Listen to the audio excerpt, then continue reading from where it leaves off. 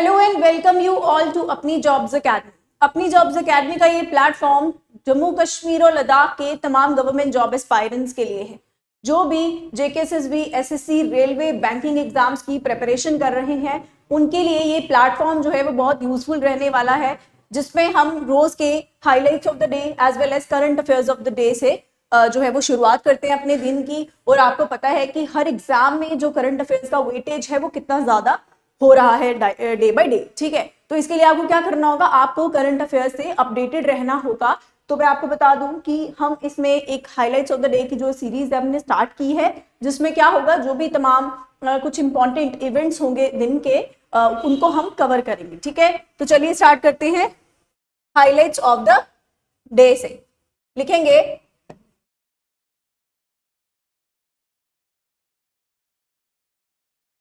Highlights of the day.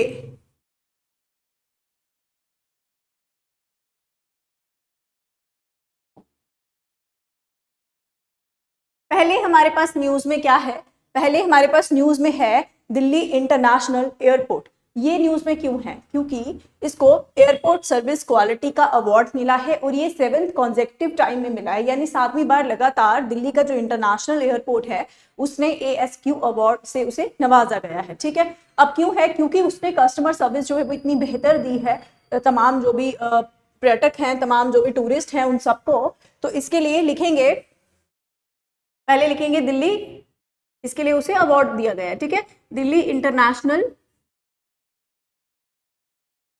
Award, Delhi international airport. ठीक है, चलिए राइट डाउन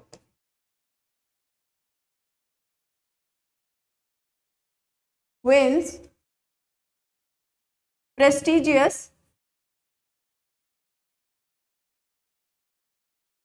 ASQ अवार्ड। ठीक है, ASQ refers to airport service quality, airport service quality. ठीक है, ये वाला अवार्ड जो है ये किसने जीता, दिल्ली इंटरनेशनल एयरपोर्ट ने। ठीक है, बात करें कि कौन से टाइम तक जीता है, यानी कौन सा ये टाइम था, फर्स्ट टाइम था, सेकंड टाइम था, तो ये 7th कंसेक्यूटिव टाइम उसने ये अवार्ड जो है अपने नाम किया है। ठीक है, और ये मिला क्यों है, ये अवार्ड मिलता है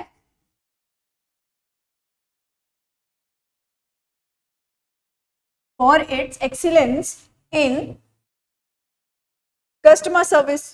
ठीक है, कस्टमर सर्विस में उसने क्या किया है, ये अवार्ड जीता है, बहुत बेहतर किया होगा, एक्सीलेंट किया होगा वर्क अपना। ठीक है, एक्सीलेंट सर्विस जो है वो प्रोवाइड की होगी कस्टमर्स को, तो that's why Delhi international airport is conferred the prestigious ASQ award. ठीक है, तो चलिए write down the second highlight of the day, and the second highlight of the day is Khelo India, Khelo India Winter Games, Khelo India winter games 2025, 2025 की खेलो India winter games हुई हैं। ठीक है, वो भी न्यूज में रही हैं, तो उनको देखेंगे हम, थोड़ा बहुत उनके बारे में जानने की कोशिश करेंगे। तो लेट डाउन राइट डाउन खेलो इंडिया विंटर गेम्स जो है, मैं आपको बता दूं इसका 5th एडिशन था। कौन सा एडिशन था, 5th एडिशन था। एज वेल एज जब हम बात करें इस खेलो इंडिया इनिशिएटिव की, तो इसमें 5th एडिशन तो है ही, लेकिन ये ना जो 5th एडिशन होता है ये 2 फेजेस में होता है। ठीक है, फर्स्ट फेज कहां पर हुआ, लेह में, लद्दाख में, और सेकेंड फेज कहां पर हुआ, जम्मू कश्मीर के गुलमर्ग में। तो हम लिखेंगे 5th एडिशन है ये। अब आपको पेपर में पूछा जा सकता है कि फर्स्ट फेज जो है इस 5th एडिशन का वो कहां पर हुआ। फर्स्ट फेज जो है, क्योंकि इंपॉर्टेंट है, ये न्यूज में रहा है तो आपको एग्जाम्स में आ सकता है। फर्स्ट फेज जो है वो होता है जनवरी। ठीक है, वो कब होता है, फर्स्ट फेज जो है वो 23 जनवरी को होता है, और कहां पर होता है, वो होता है लेह लद्दाख में, ठीक है। दूसरे फेज की बात करें अगर हम, सेकंड फेज, तो सेकंड फेज कहां पर होता है? पहले तो सेकंड फेज होता है हमारा मार्च 12 को, है ना। सेकंड फेज कब हुआ हमारा? मार्च 12 को। और कहां पे हुआ अगर हम बात करें तो ये हुआ, लिखेंगे गुलमर्ग इन JNK, ठीक है। जम्मू कश्मीर के गुलमर्ग में ये सेकंड फेज जो है ये कंडक्ट किया जाता है, ठीक है। एज वेल एज इसके और कुछ फैक्ट्स की अगर हम बात करें तो आगे लिखते हैं। यहाँ पर तकरीबन तकरीबन जो है बहुत सारी 19 टीम्स जो है उन्होंने पार्टिसिपेट किया, जिसमें हम बात करें तो ओवर 400 एथलीट्स को आपको लिखने की जरूरत नहीं है, ओवर 400 एथलीट्स जो है वो पार्टिसिपेट करते हैं, जिसमें 19 टीम्स जो है वो बनाई जाती हैं, ठीक है। अगर हम बात करें कि जीता कौन, ये इंपॉर्टेंट है, जीता कौन है, तो हम लिखेंगे इंडियन आर्मी वन, ठीक है। इंडियन आर्मी जो है वो जीती है, और वो क्या जीती? सबसे ज्यादा गोल्ड मेडल इन्होंने सिक्योर किया, ठीक है। सिक्योर सिक्योर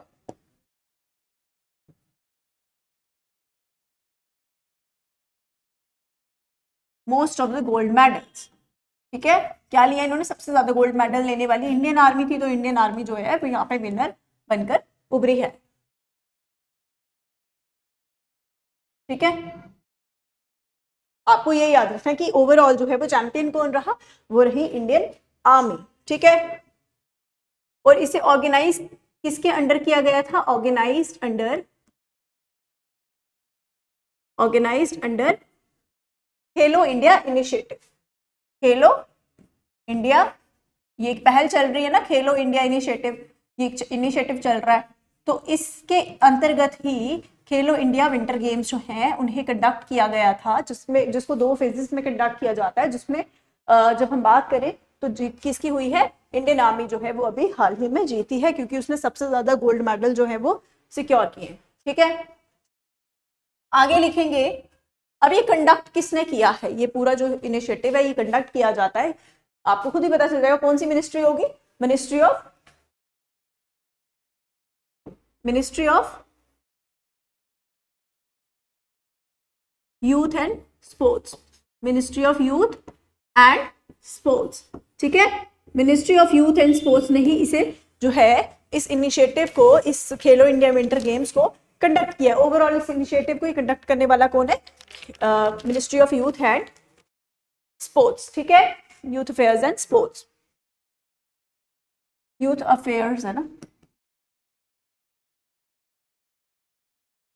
और अगर हम बात करें इसके एम की, तो एम क्या होगा? इस इनिशिएटिव को लॉन्च करने का क्या एम होगा? उस इनिशिएटिव के अंडर इन गेम्स को कंडक्ट करने का क्या मतलब होगा? मतलब यही है टू, ये खेलो इंडिया विंटर गेम्स की बात करें, इसका एम क्या है? टू प्रमोट विंटर गेम्स, ठीक है। विंटर गेम्स जो है उनको क्या करना? उनको प्रमोट करना, यही इसका मेन जो है वो लक्ष्य था, टू प्रमोट विंटर गेम्स और स्पोर्ट्स, ठीक है। चलिए नेक्स्ट पे चलते हैं। सो नेक्स्ट थर्ड हाईलाइट क्या है हमारे पास? PM यानी प्रधानमंत्री सूर्य घर मुफ्त बिजली,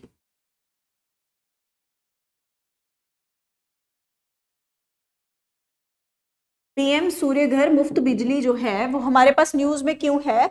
ये न्यूज में इसलिए है, पहले तो इसका एम क्या होगा? इसका एम होगा कि सभी को जो है खासकर हम बोल सकते हैं टू रेवोल्यूशनाइज, क्या करना? रेवोल्यूशनाइज करना, किसको? सोलर एनर्जी एक्सेस को, सभी को, यानी सभी को जो है सोलर एनर्जी का एक्सेस होना चाहिए, उस चीज को रेवोल्यूशनाइज किया जाए, that is the aim of this scheme. और बात करें तो ये स्कीम अभी न्यूज में क्यों है? ये स्कीम में जो है वो न्यूज में इसलिए है क्योंकि इसने एक बहुत अच्छा जो है वो टारगेट अचीव किया है। अब वो क्या किया वो हम लिखेंगे, पहले लिखेंगे इसका एम।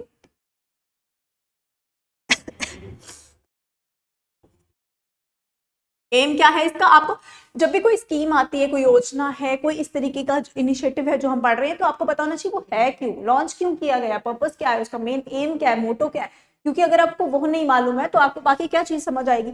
आपको हेडिंग देखनी है, हेडिंग देखी आपने, उसके बाद आपको पता होना चाहिए कि इसका एम क्या है, क्यों ये लॉन्च की गई है। क्योंकि रीजन होता है ना हर चीज को लॉन्च करने का, कि किस टारगेट ऑडियंस तक वो पहुंचनी चाहिए, क्यों पहुंचनी चाहिए, क्यों जरूरत है, वो सब पता होना चाहिए। एम टू रेवोल्यूशनाइज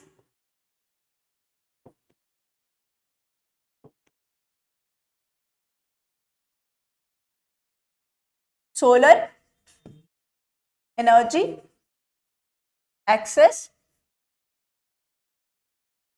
ठीक है, to revolutionise solar energy access in India, है ना, इंडिया में सभी को, यानी सभी को जो है वो रेवोल्यूशनाइज किया जाए, सोलर एनर्जी को रेवोल्यूशनाइज किया जाए ताकि उसका एक्सेस जो है वो सभी तक पहुंच सके। ठीक है, अब बात करेंगे कि ये न्यूज में क्यों है, क्योंकि मैंने बताया इसने कौन सा टारगेट अचीव किया है, लिखेंगे 10.09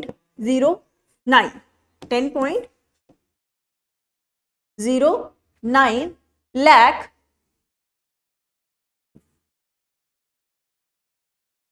सोलर इंस्टॉलेशंस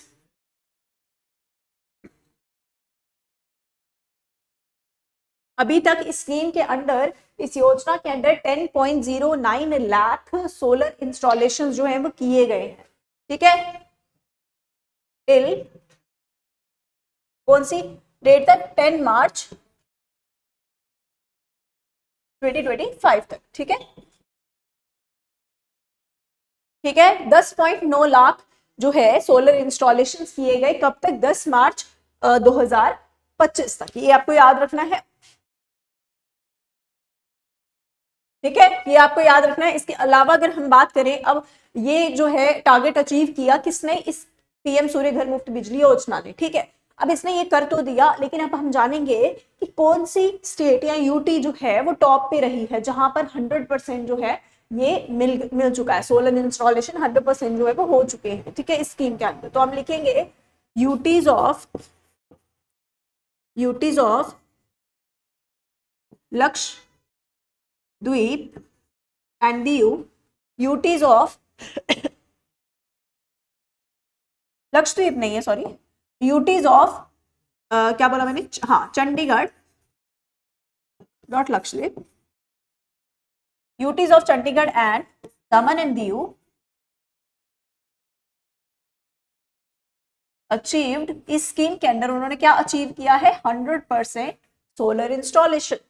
हाँ, UTs of Chandigarh and Daman and Diu achieve 100% solar installations. ठीक है, जो अभी नया डेटा जो है वो रिलीज हुआ, उसमें ये पता चलता है कि सबसे ज्यादा जो है, यानी 100% अगर किसी ने ये सोलर जो मुफ्त बिजली योजना जो है, ये सोलर इंस्टॉलेशन जो है स्कीम के अंडर किए हैं, तो वहां कहां पर सबसे ज्यादा 100% जो है वो चंडीगढ़ और दमन एंड दीव ने अचीव किए हैं। ठीक है, आई बात समझ आपको? हाँ जी, सोलर इंस्टॉलेशन ऑन लिख देते हैं गवर्नमेंट बिल्डिंग्स। ठीक है, तमाम जो गवर्नमेंट बिल्डिंग्स हैं वहां पर उन्होंने सबसे ज्यादा सोलर इंस्टॉलेशन, यानी 100% सोलर इंस्टॉलेशन जो है वो उस टारगेट को पूरा किया, और साथ ही साथ इसके अंदर जो भी था कि टारगेट था उनका, उसे अचीव भी किया है। ठीक है, सो लिखेंगे UTs of Chandigarh and Daman and Diu achieve 100% solar installation on government buildings. ठीक है, चलिए नेक्स्ट हाईलाइट पर चलते हैं। नेक्स्ट हाईलाइट क्या है हमारे पास, फोर्थ वन है ना, INS क्या है, INS इम्फॉल।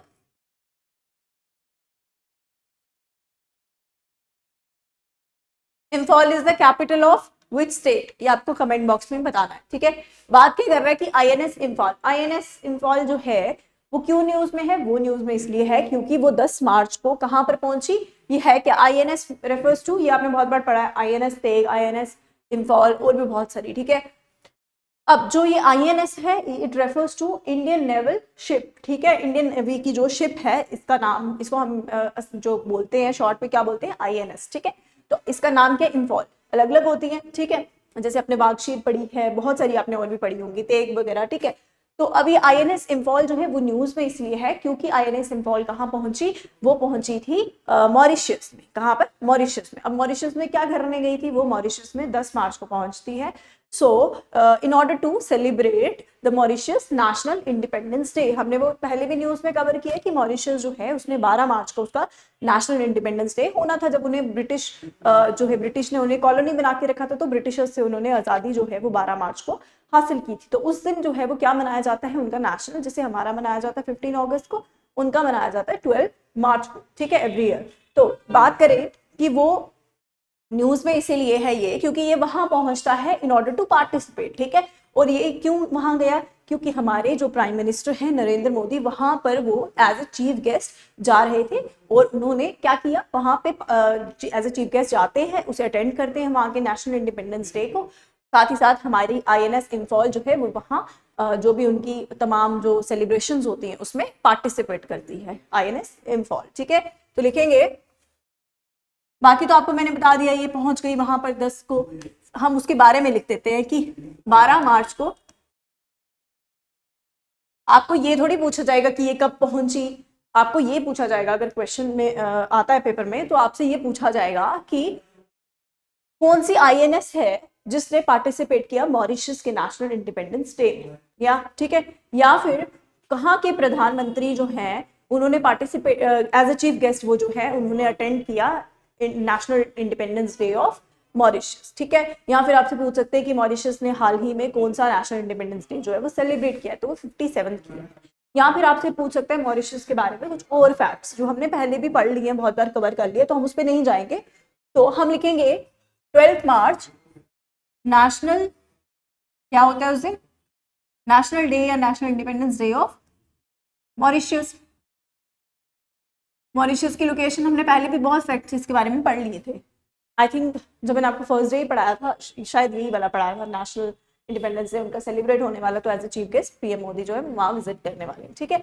अब मैं कह रही हूँ कि नेशनल डे ऑफ मॉरिशस जो है, national independence day of Mauritius जो है वो पहली बात 12 मार्च को मनाया जाता है। बात करें तो इसकी कैपिटल की, मॉरिशस की कैपिटल है पोर्ट लुइस, ठीक है। वहीं पर जाकर जो है नेशनल इंडिपेंडेंस डे सेलिब्रेट हुआ, जहां आईएनएस इम्फॉल ने क्या किया, उस तमाम सेलिब्रेशंस में पार्टिसिपेट किया। और हम लिखेंगे INS Imphal participated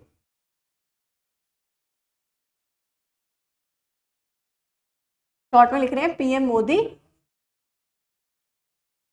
attended the celebrations, उन्होंने भी अटेंड किया इस सेलिब्रेशन में एज अ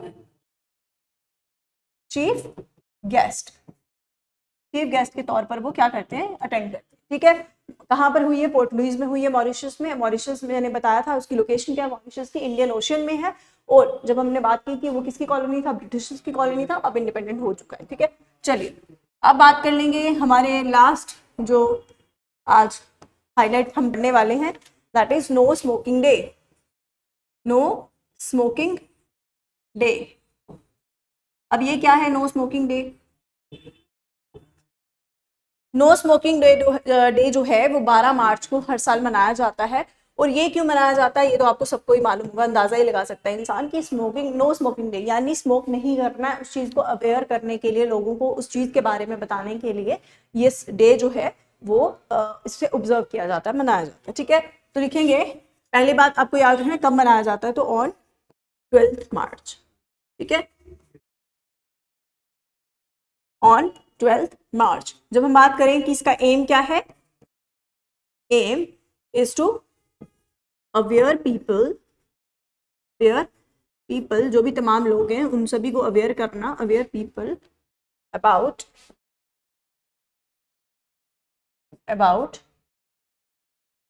द